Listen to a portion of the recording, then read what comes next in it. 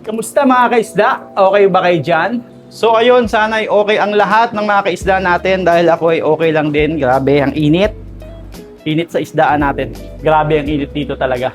Kaya naman laging naglulumot yung ating mga tank. Ayun o, nasisinagan tayo ng araw. So for today's video nga, meron tayong kagabitang dumating.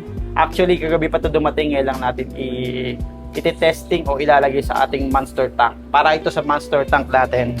So, merong pinto. Ayan, umaangat. Dalawang pinto. At siya ay aluminum. Ayan. Black aluminum, magaan. Ayan, kayang-kayang dalhin kahit ng bata. So, isa itong takip ng monster tank natin. Ayan, may pinto. Hello? Okay ba kayo dyan? So, ito na nga mga kaisda, yung ating bagong gamit na dumating. Kagabi lang. So, ngayon lang natin to ikakabit sa ating monster tank. Ano nga ba ito? So, isa nga itong pantakip ng ating monster tank. Ayan, meron siyang dalawang pinto. Isa, dalawa. Gawa siya sa aluminum, kaya magaan. Tapos meron siya dito screen. Ayan, screen. Naka-screen na siya. So, makakasingaw na yung init na nagmumula sa loob ng ating monster tank. Kaya hindi na maiinitan si Super Red. Bali, nakasalamin kasi yung ating takip dito sa ating monster tank. Ayan, nakasalaming. Tapos meron pa nito. Ayan o. Kasi yung salaming natin is bitin. Yan, hanggang ganyan lang.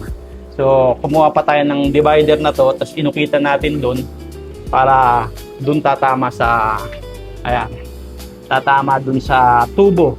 Kasi bawal may awang ang takip ng arwana natin. Dahil alam nyo naman, ang mga arwana tumatalon yan. So, kailangan safety. Yung walang butas. Kung titingnan nyo dito, ayan, kita nyo naman wala halos uwang.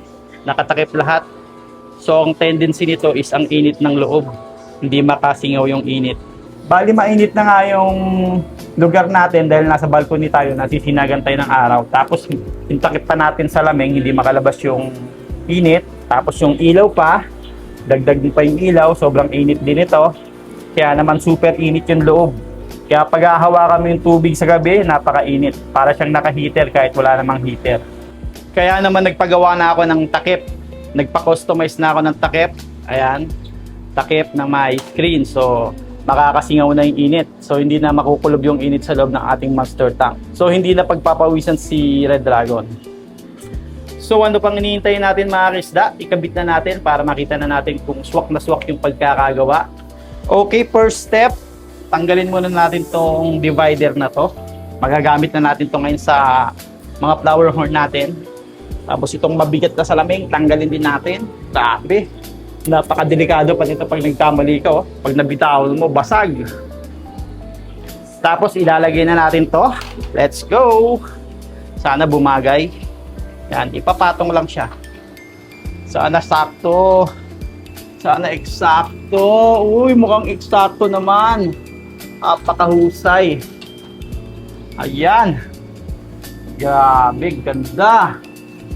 So, eto na nga mga kaisda na ikabit na natin yung ating bagong-bagong takip.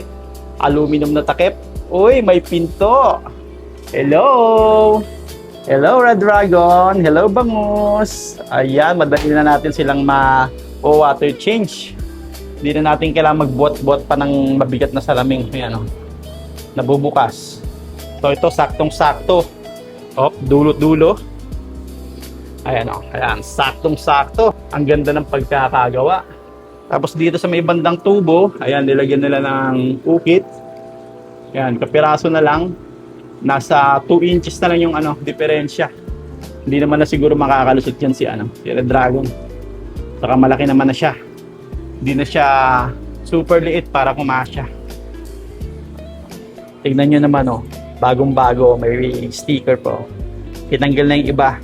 Itong huli na lang din tatanggal. Okay, top view naman. Top view. Ito yung top view. Ayan. Kita sila sa loob. Ang ganda. Napakahusay. Ayan o. Nakaangat yung isang pinto. Pag mag-water change tayo, nakaganyan lang. So, hindi na tayo magbubuhat-buhat pa ng mabigat na salaming. Iangat mo tayo yung mga pinto-pinto. Nice. Ganda. Okay, tignan natin siya ng may ilaw. Ayan, nakailaw siya. Ayun oh, ganda ni Red Dragon oh. Saka ni Bangus oh. Oh, apakaganda mga kaisda. Sa mga gustong mag-order, magpagawa, magpa-customize, mag-comment lang kayo sa baba or i-PM nyo ako para ituro ko kayo kung saan at kanino kayo magpapagawa nitong napakagandang takip na to. Yan ang pagkakagawa. Pulidong pulido.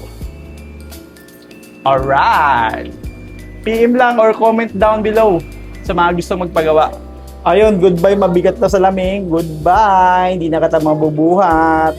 Kada magawa water change, binubuhat ko siya. Diyan ko siya nilalagay. Bye-bye!